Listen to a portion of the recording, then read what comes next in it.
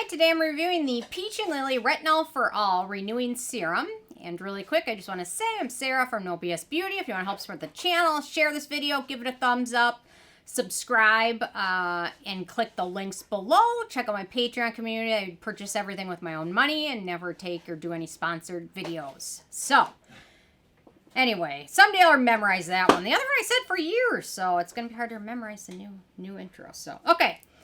So they say Peach and Lily's Retinal for All Renewing Serum is a super potent retinal treatment crafted for sensitive skin. Improve the look of lines, wrinkles, blemishes, and uneven skin tone without sacrificing skin. Okay, not sure what that means, but anyway. Okay, the highlights, 0.1% retinol, aka retinaldehyde, estimated to be up to 20 times more effective than traditional retinol. It's formulated using a patented stabilizing delivery system. Also contains 0.3% Ectoin, which is a clinically proven ingredient to reduce irritation from retinoids, heart leaf extract, ceramide complex, and our favorite ingredient, hyaluronic acid. So, okay, so packaging, I love the packaging. No issues at all with the packaging. Although I will say the pump is a little annoying because if you take a day off, sometimes it gets a little clogged. But anyway, it's okay. No issues at all with that. It's easy to find because it's fluorescent orange. So it stands out on my cabinet or on my countertop.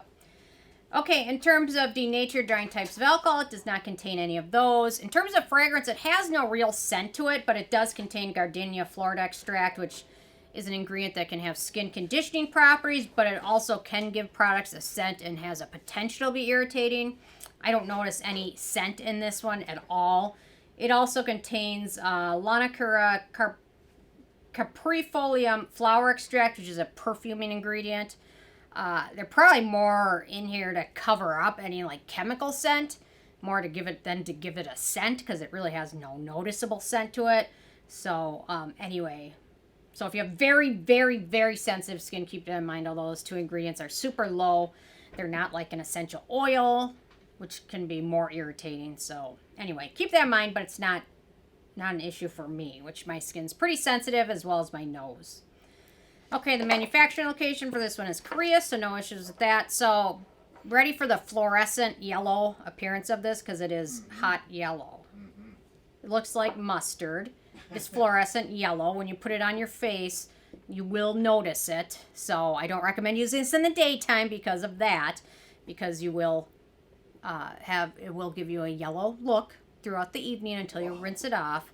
It is like mustard. It's like fluorescent mustard. Cameraman is amused by this. French's. Yeah, it is. It's bright yellow. But it has a nice texture to it, a nice lotion texture, which smooths over skin pretty nicely and pretty evenly, because you can pretty much tell where you've applied it and where it isn't, so you can make sure to avoid your eyes and mouth area. They recommend applying a pea-sized amount, so I already probably used more than a pea-sized amount, but I have an issue. I can never make a pea-sized amount of anything work. So like with tretinoin, they always say apply a pea-sized amount. I can't use a pea. It doesn't work. It just, for me, I need more than that. Unless I have a very slippery layer of serum underneath it. Anyway, so, and then once you apply it, follow up with moisturizer. They recommend applying it to dry face and neck. I will never apply this to my neck. My neck is far too sensitive. If your neck isn't sensitive, you can apply it, but just be careful.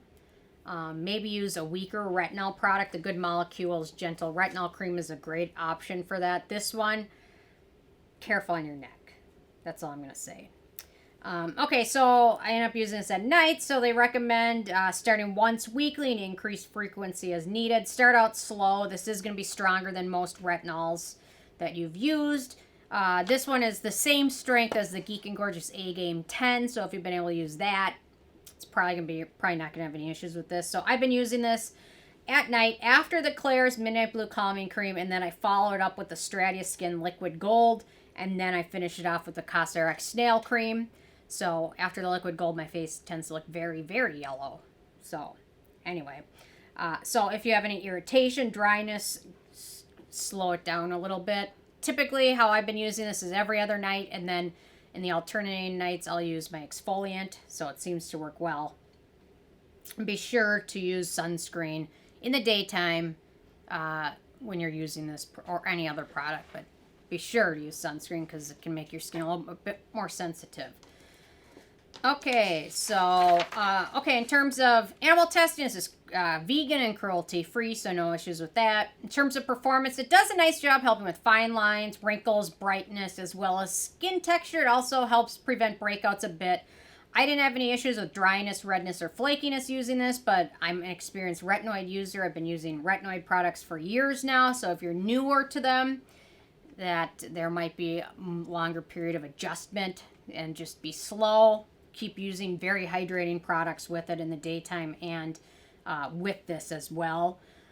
Contains a good amount of soothing ingredients as well as hydrating ingredients, which offset any dryness that it can occur, which is nice. For acne-prone skin, it contains a few ingredients of note, quite a few. Cetearyl alcohol, hydrogenated polyisobutene, ethylhexapalmitate, sorbitan isostearate, vitamin E, and glyceryl stearate, so 6 of them, so it's not super friendly for acne-prone skin. If you have very acne-prone skin, I might recommend the Geek and Gorgeous A-Game 10, which is very similar in terms of the active ingredient and very friendly. In terms of the price, so this is the full size. I swear the price on this went up because I vividly remember paying $49 for this, but I think I got it with a 20% off coupon. When I was writing this review, now it has it marked at $55.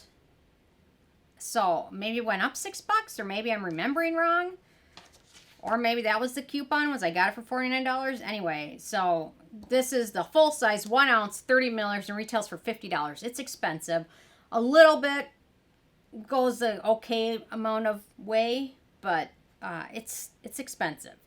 A little bit more affordable option, the e.l.f. Youth Boosting Advanced Retinoid Night Serum. This one's a little bit more affordable, as well as the Geek and Gorgeous one. So, I mean, it's expensive. But Peach and Lily is kind of more a middle to upper expense brand. So, okay, ingredients in here. So, we've got carrot root water. Carrot may have antioxidant properties. For some people, carrot can cause sensitization. It's kind of a mixed bag, but for the most part, I think it's going to be beneficial. We've got Camellia Japonica flower extract, which is an emollient. We've got Cloudberry seed oil, antioxidant skin conditioning ingredient, sodium hyaluronate, so humectant. Then we've got that Ectoin, which we mentioned. Ectoin's a well-researched multifunctional active that protects skin from pollution and also light protection, also helps with hydration, skin soothing, and barrier repairing. We've got Eclipta prostrata extract, which is a Korean plant known as false daisy, which is an antioxidant. Bisabolol, skin soothing ingredient. We've got Ceramide NP, Ceramide AP, Ceramide EOP, Phytosphingosine, and cholesterol, which are all skin identical ingredients and barrier repairing. We've got Rhycnosia nubilis seed extract, which is an antioxidant. Then we've got that retinal, retinal hide. Retinal's the immediate step between retinoic acid and retinol. It needs only one conversion step to become active in the skin, which means it's stronger. It's a cell-communicating ingredient. Once retinol is converted, it becomes retinoic acid and is an anti-aging ingredient that helps with decreased wrinkles, smoother, firmer, and more elastic skin. We've got honeysuckle flower extract, which is skin soothing and antibacterial ingredient.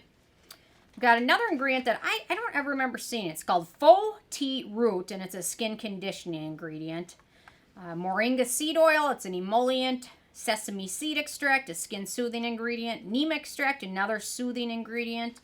Hydroxyacetophenone, which is an antioxidant preservative combo. And then finally we've got vitamin E, which is an antioxidant hydrating ingredient. So really nice list. They included some nice skin soothing ingredients as well as hydrating ingredients. Some hyaluronate in there, whatever. Not the most exciting ingredient, but overall the rest of them are really nice to see.